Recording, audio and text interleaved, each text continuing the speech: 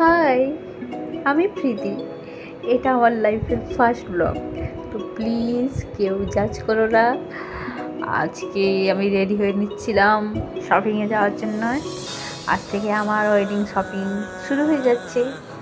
এবার থেকে প্রায় দিন আমার ব্লগ দেখতে পাবে।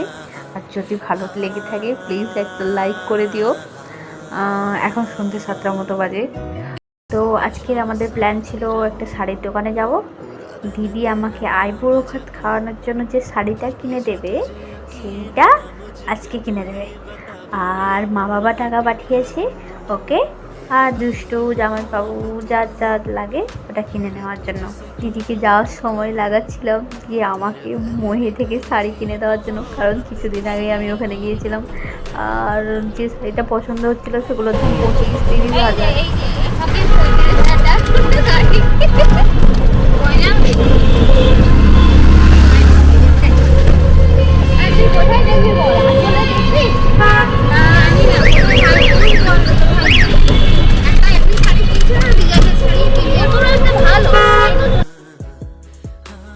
তো আমার মনে হচ্ছিল যে ভুতুরাতে যাওয়া বেস্ট হবে, কারণ ওখানে দুষ্টুরটাও পেয়ে যাব আর দিদিরটাও পেয়ে যাব আর আমি ডিজাইনার শাড়িও দেখতে পেয়ে যাব।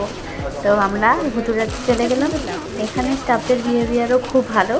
তো আমরা প্রথমে দোতলায় চলে যাই দুষ্টুর জন্য কুর্তা দেখার জন্য।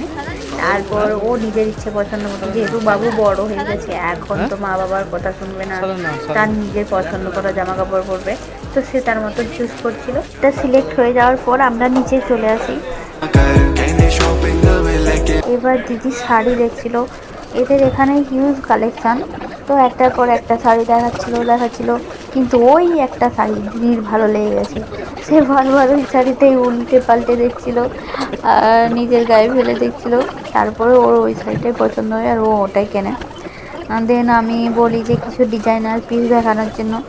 তো ওরা চাইছিলাম মেহেন্দিতে পরার জন্য কোনো একটা শাড়ি নেওয়ার, দিয়ে ওরা এই শাড়িগুলো নিয়ে এলো। শাড়িগুলো খুব ইউনিক ছিল, প্রতি কটা শাড়িই বেশ ভালো লাগছিল। আমি তো কনফিউজ হয়ে যাই কোনটা ছেড়ে কোনটা নিই। তারপর ভাবলাম যে একটা শাড়ি এমন নেব যেটা আমি মেহেন্দিতে পরতে পারবো। তো মেহেন্দি কালারের হলেই ভালো হয়। আমি দেখছিলাম আর ওনারাও কিছু সাজেস্ট করছিলেন যে এটা নিলে ভালো হয়। তারপর আমি টোটালি কনফিউজ হয়ে যাই। তারপর এসে গেলে এই শাড়িটা, যেটা দেখেই আমার মনে হলো যে না, নিলে তো আমি এই শাড়িটাই নেব। এক নজরেই পছন্দ হয়ে গেল। কিন্তু ভাবলাম যে এইরকম যদি একটা দুটো শাড়ি দেখে আমি শাড়ি কিনি তাহলে এটা কি ঠিক হবে? না, ঠিক হবে না। শাড়ি দোকানে এলাম এত কষ্ট করে, এখন 10টা-15টা শাড়ি দেখব, তারপরে একটা চুজ করব, তবেই তো শপিং করা হবে।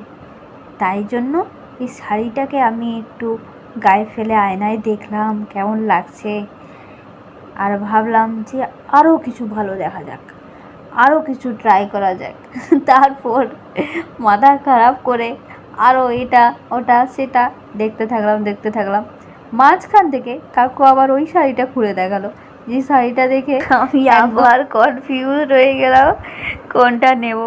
কারণ ওইটার যে ফ্লাওয়ার মোটিভগুলো করা রয়েছিল ওগুলো দেখতে আরও দারুণ লাগছিল।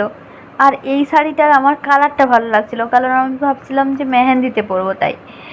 দিয়ে কনফিউज़न है सॉल्यूशन का कुछ पता नहीं, দিয়ে একটা শাড়ি চুজ করলাম আর নিলাম।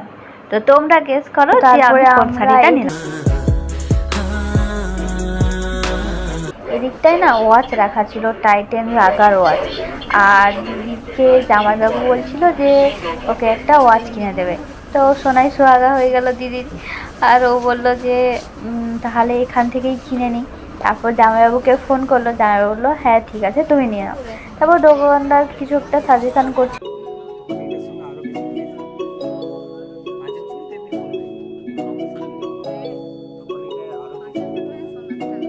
কাপ দিয়েছে কাপ।